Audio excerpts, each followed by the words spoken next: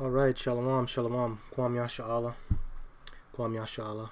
I was just having some technical difficulties with this for a while, but through the spirit and power of Yahweh Hashem Yashai, I got through it.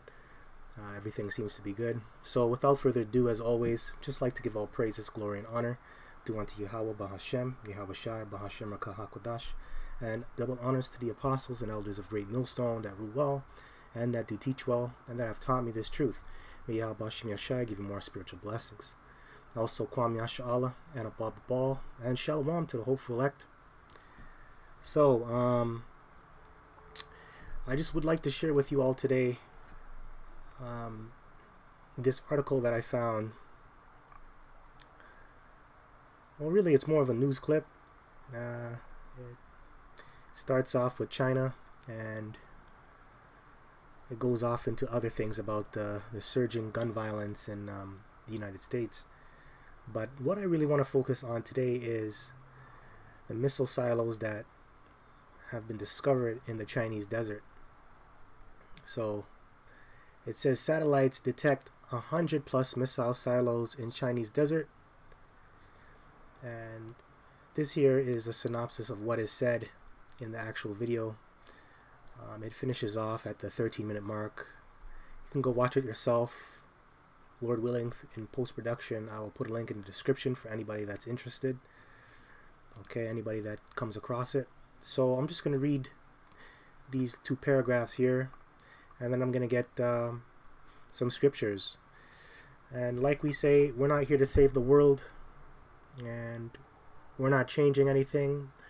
The person that's going to be changing everything is Yahweh Shai, and that's who we're speaking about. We're doing this to honor Yahweh Hashem Yashai and to hopefully wake up the so-called elect. Well, not the so-called the elect, I'm sorry. That's all we're set up to do. We're not here to change the world. We don't have the power to do that. We can't change anything. We're just here to relay a message onto those that will listen. So that's what we're here to do. And also the scriptures talk about the foolishness of preaching and how we are fools for Yahweh Shai's sake. So to most people, a majority of people that look at us from the outside, within, they're going to consider this to be very foolish, like we're wasting our time, wasting our lives. But this is what the Lord requires us to do. This is what the true servant of Hamashiach Yahweh Shai is going to be doing in the last days, or in the times that they're set up to bring out prophecy. And that's what I'm going to be going into today. And a major prophecy that's written in the scriptures is the nuclear missiles, which is ICBM's intercontinental ballistic missiles. Yes. Now, a lot of people, when they read the scriptures, they fail to realize that ICBMs are in the scriptures. It's just because of the terminology that the prophets of old used, and they were using the terminology of their time. So we must always consider that. So when you read the book of Revelation, the book of Isaiah 54, and other various scriptures that have catastrophic destruction or fire, you have to decipher that through the scriptures, and you have to go into the words, and you have to match things up that are current in our modern day. So that's what I'm here to do today. Hopefully this lesson will be edifying. So it says satellites detect 100 plus missile silos in Chinese desert, and this is the full show right here. You can watch it. The main part that I'm going to cuts off at about the 13-minute mark, so you can watch it yourself. So it says, imagine if the daughter of a famous U.S. business leader like Jeff Bezos or Bill Gates were arrested at a foreign airport by Chinese agents, all as a part of a geopolitical chess game calculated to humiliate the U.S. Rick Sanchez reminds us of the arrest of Chinese tech giant Huawei Meng Wanzhou in 2018 at a Canadian airport, which is tantamount to the above hypothetical with roles reversed. And yeah, they kind of compare and contrast the situation, and they look at the pros and cons of what could happen out of it, and they try to flip it over and basically say, what if Jeff Bezos' daughter or Bill Gates' daughter was stopped? What would the United States do? Would they lash out in war? Would they fight? And most likely, yeah, they would fight back. They would make a big uproar. Now, If you're not familiar with Huawei, that's a tech company that's located in China. They're very big and they're very prominent. And Meng Wanzhou is the daughter of the tech giant, or the founder, or no, the founder of Huawei. She's the daughter of the founder of Huawei, and she was stopped back in 2018. I remember reading about that, but I believe they tried to tie her to terrorism. And obviously China to this very day has not forgotten that, because it humiliated China and it humiliated that prominent family in China, and it gave them a bad look. So this is just more fuel to the fire. This is just going to build up more and more to the hatred that the two superpowers have for each other. And that's why China right now is building up their nuclear arsenal. You know, that just fuels the fire for them building up that arsenal, because of that hatred. And also, that's a threat to the nation's sovereignty when you do things like that. So they're just trying to protect themselves from the Western threat, and the main Western threat is the United States, because right now they are the world's hegemon. They are in control. So that's why you're seeing things play out this way. And in the video, they also talk about how China is seeking world domination, and that's why they're building all these nukes, these silos. Now, it's not yet complete, but it's still under construction. But 100 plus, that's a lot of silos. That means there's going to be over 100 plus nuclear missiles. Now, it says here, he explains Beijing's recent and escalating crackdown on U.S.-linked companies in long-deferred vengeance for the provocation. The investigative journalist and Boom Bus co-host Ben Swan reports on the discovery of 100 or more new missile silos under construction in China. Built at a record pace and capable of housing Chinese-made intercontinental ballistic missiles, ICBMs, the then Saurabh Gupta of the Institute of China-America Studies and John Citadels, can't pronounce that, Slovakia, of Trilogy Advisors share their expertise. And they basically talk about the situation and how it's going to affect the future and what China is really doing. And I kind of went over that in the beginning. They're just seeking world domination, and they're seeking to protect themselves and their interests, right? So that's what it is going into. That's what they talk about. So now let me get some scriptures. Let's start off with Revelation chapter 9 verse 15, and this is the prophecy of 200,000 missiles bombarding Babylon, and 200,000 when you calculate that, it's 200 million, and that's how much missiles are going to hit America in that day. And you're seeing the world's superpowers, or the superpowers of the world, they're building up an arsenal. I believe earlier this year you had Saudi Arabia come out and reveal that they had missile cities. They had whole cities dedicated to keeping nuclear missiles. They have a full arsenal of nuclear missiles in a big city. So also don't forget about North Korea. They're working on their missiles.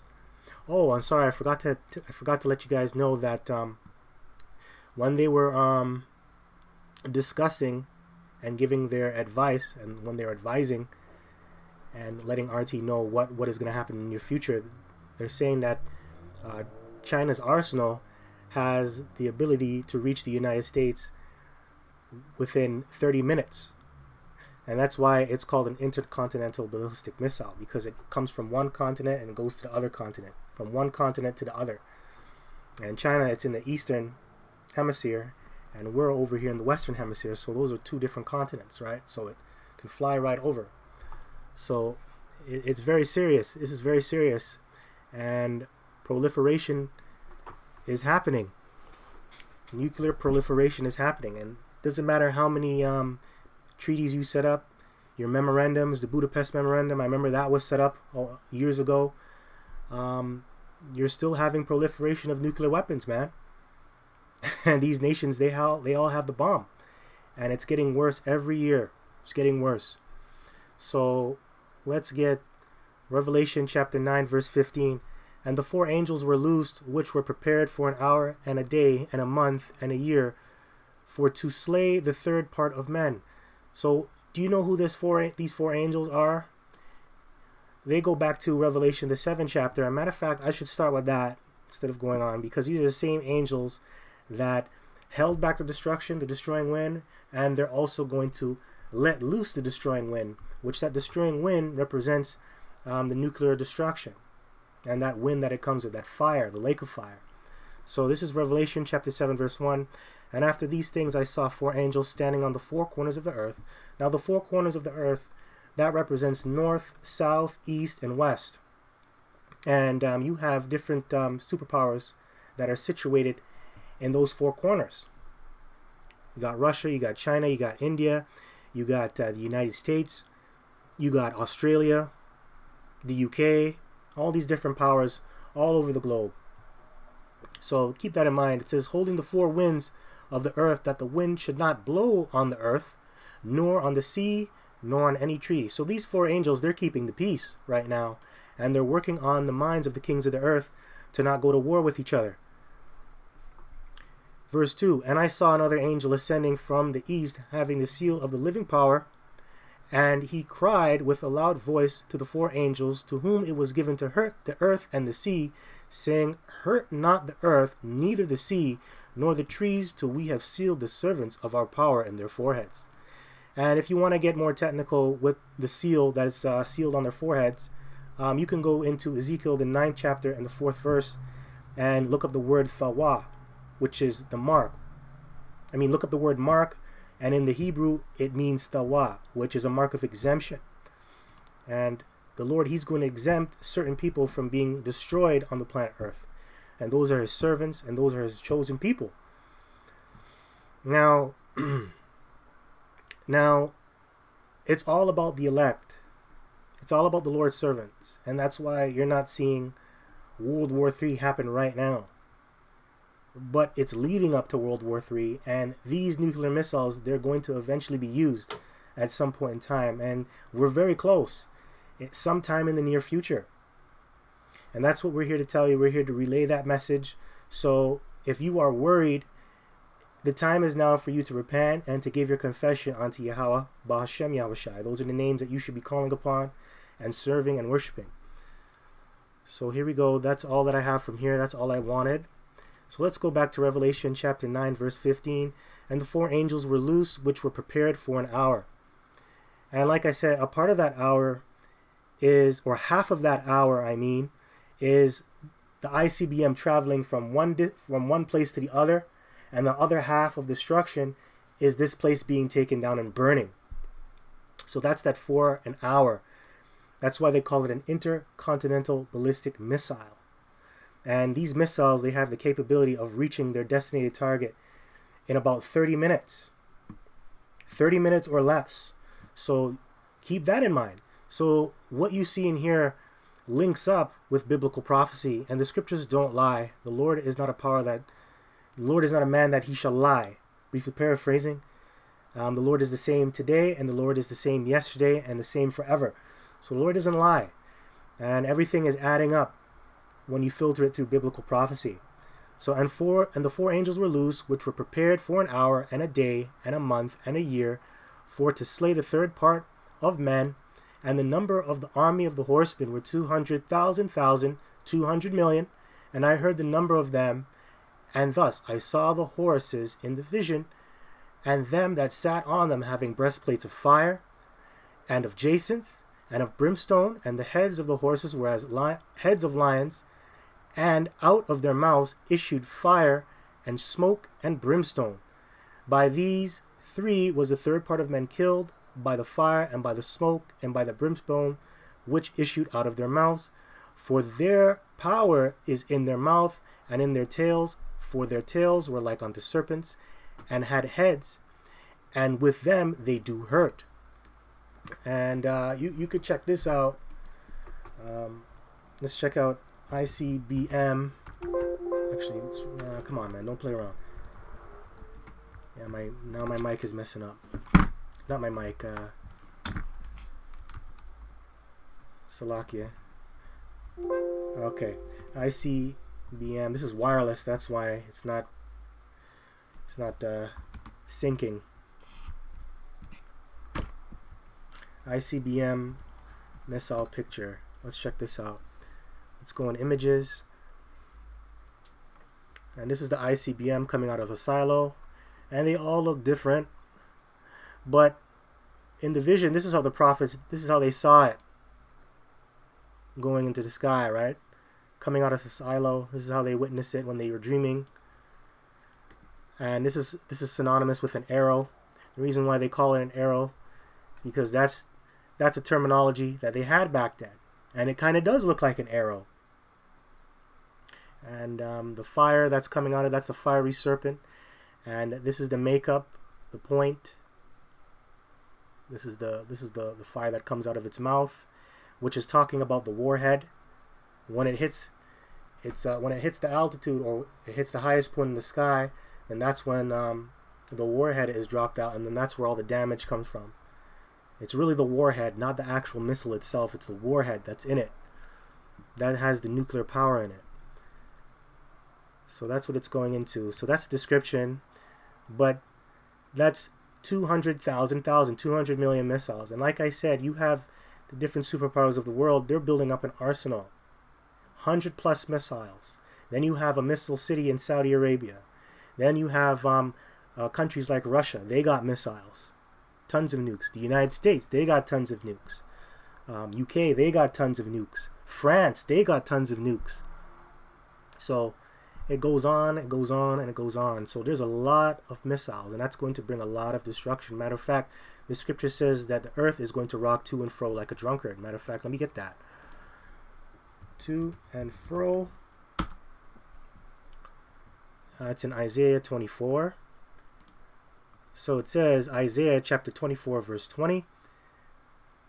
The earth shall reel to and fro like a drunkard. Actually, let me start up.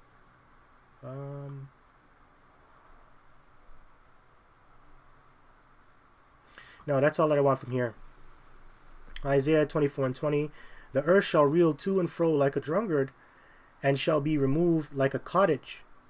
And the transgression thereof shall be heavy upon it, and it shall fall and not rise again. And it shall come to pass in that day that Yahweh shall punish the host of the high ones that are on high, and the kings of the earth upon the earth. And they shall be gathered together as prisoners are gathered in the pit, and shall be shut up in the prison. After many days shall they be visited. Yeah, man, when you people get thrown into slavery. And that's what Yahushua is coming back to do. He's coming back to put you kings of the earth, you leaders, into subjection, and he's going to take the crowns off your head. But the main point is, verse 20, the earth shall reel to and fro like a drunkard. By this bombardment of nuclear missiles, it's going to shake the earth out of course. Make it rock back and forth. Because that's a lot of power hitting the earth. Think about it. You're going to feel it. And there's more scriptures that we can bring out. Now let me get Revelation chapter 20, verse 11. I'll start from here. This kind of ties into what I just brought out in Isaiah 24 and Revelation 9. It's a combination of Yahushua returning on a ship, taking this place down, and delivering the people who are his elect from the nuclear holocaust. So here we go. This is Revelation chapter 20, verse 11. And I saw a great white throne, and on him that sat on it, from whose face the earth and the heaven fled away, and there was found no place for them. And this white throne is going into a chariot, the fathership. And you can read about this in Revelation, the 6th chapter, on how the Lord, he comes on a white horse. And he's going to have a crown on his head. That's a part of the white horse. And a horse represents power.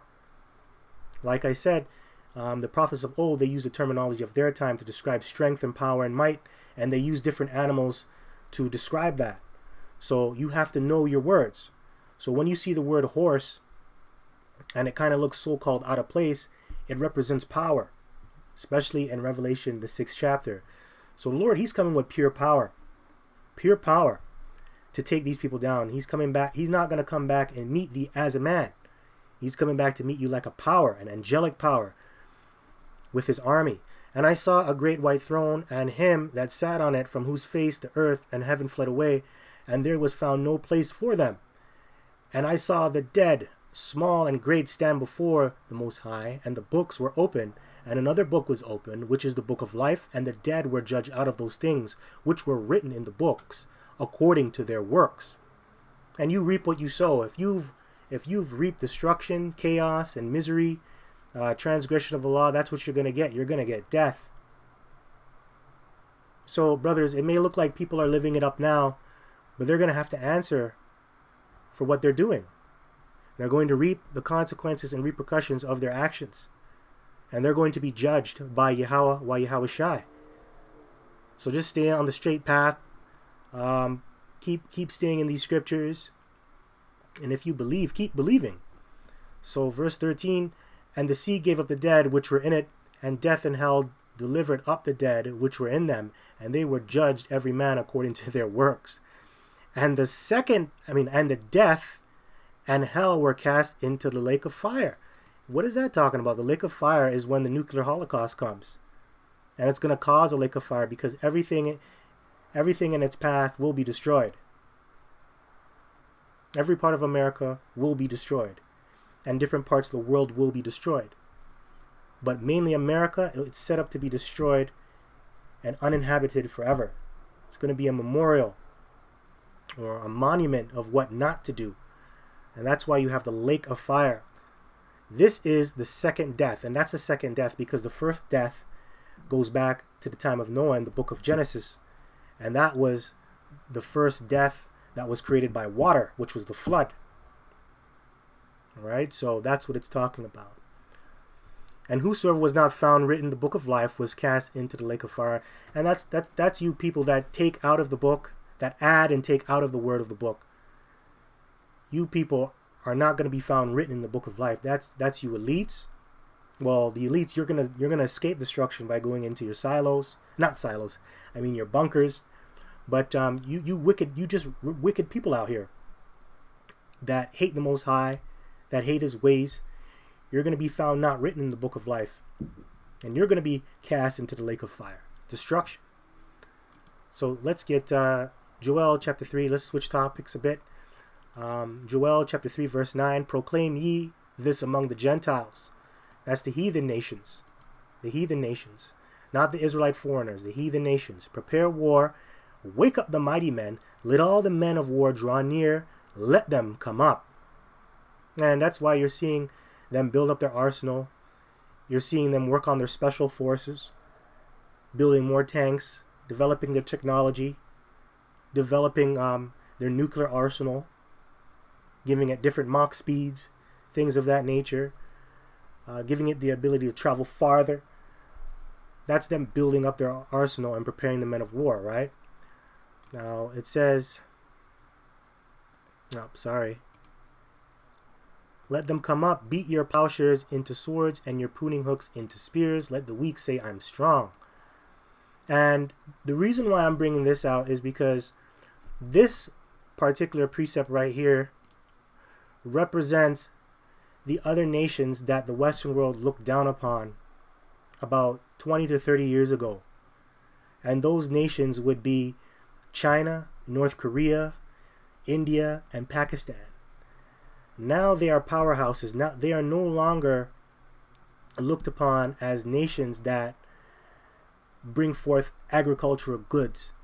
They're known for their technology now and their nuclear capabilities. So when you look at India, they have the nuclear bomb now. When you look at North Korea, as insignificant as they are among the international community, they're actually a threat now. They have the bomb. You have places like Pakistan, they got the bomb too. So there you go.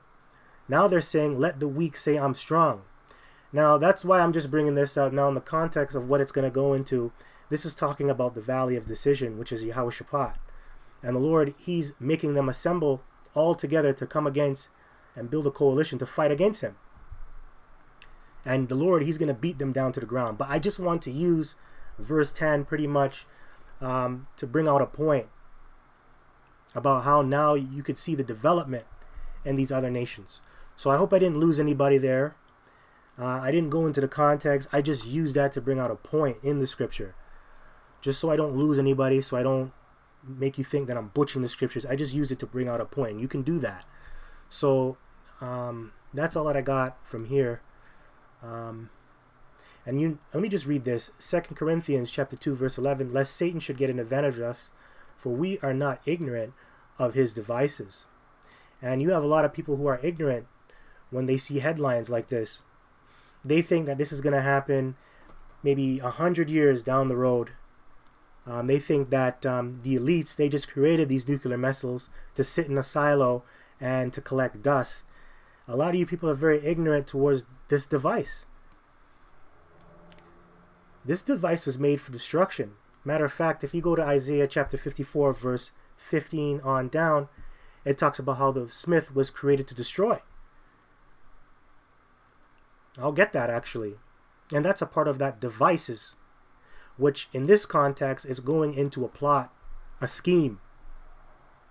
But that scheme, it plays out in the physical. And that's why they have created nuclear weapons. Think about it. As Elder Rhymelove says, Elder Apostle Rhymelove, think about it. It's true. For we are not ignorant of his devices, and we are not stupid. We are not asleep. Like how others are asleep. We're awakened.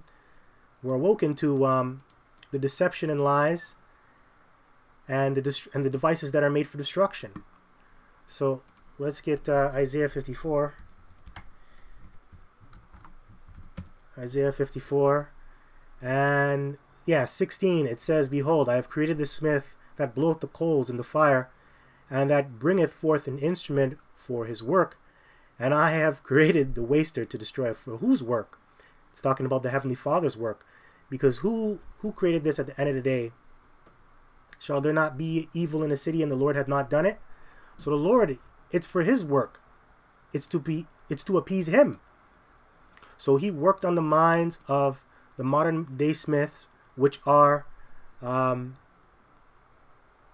scientists, the modern day scientists, like your Albert Einsteins, your Elon Musk, and all your other geniuses that are out there. Now, the word smith is an old English word for an artificer. That's what it really means, an artificer. Like a blacksmith, they're an artificer. They create weapons of war for battle, military strength. And that's what it is. When you look at the word artificer, one who makes up art by skill. And this took a lot of skill to make, because you had to go into the lab, you had to use math, you had to use science, and you had to be very skillful in dividing and cutting the atom and condensing all that nuclear energy into a small space. That takes art, that's skill. So they're the true artificers of the modern day. One who makes by art or skill, especially an inventor of devious artifices. Devious, right? That's why we read earlier, lest Satan should get an advantage of us, for we are not ignorant of his devices. Now, when you look at the word devices here, let's get it. In the Greek, noema, what is it? Noema, and it says here, a mental perception, thought, an evil purpose. That which thinks, the mind, thoughts, or purposes. A perception, purpose, the intellect, disposition, itself, device, mind, thought. So that's the initial thought of these devils. They're going to create this to use it to destroy, and they're going to use it for world domination, but we know that it's for a bigger purpose. It's really for their own destruction. So there you go. That's the mental thought. That's the process that comes out of it. Artificer, devious, military sense, soldier, mechanic. Modern day scientist. Now it says, Behold, I have created the smith that bloweth the coals in the fire, and that bringeth forth an instrument for his work, and I have created the waster to destroy. Yep, and that's what it was created for, to destroy. So I hope this was edifying. Until next time. And there's more scriptures that I could bring out. But until next time, just want to give all praises, glory, and honor due unto Yahweh B'Hashem El Shai, B'Hashem Raka HaKodash. And double honors to the apostles and elders of Great Millstone that rule well and that do teach well and that have taught me His truth. Kwam Yash Allah, Baba Ball, and Shalom.